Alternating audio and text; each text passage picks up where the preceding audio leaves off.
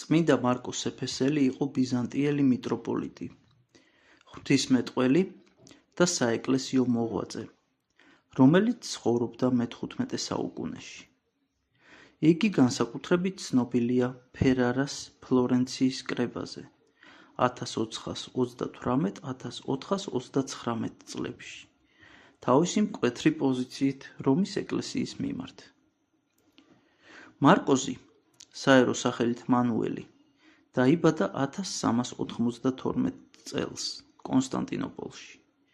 მან მიიღო უმაღლესი განათლება, სწავლობდა ფილოსოფიას, რიტორიკას, მათემატიკას და განსაკუთრებით ღვთისმეტყველებას. იგი ახალგაზრდობიდანვე გამოირჩეოდა ასკეტური ცხოვრებით და ღრმა სულიერებით.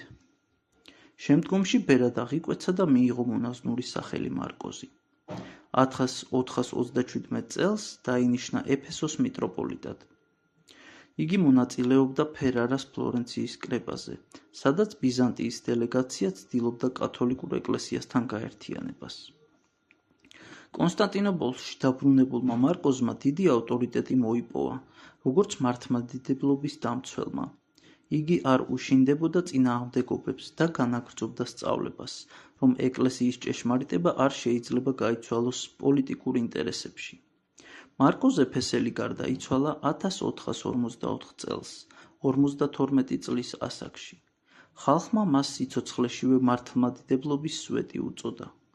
მართლმადიდებელ ეკლესიაში წმინდანად არის შერაცხილი და მისი ხსენების დღე 19 იანვარი, ძველი სტილით 2 თებერვალია.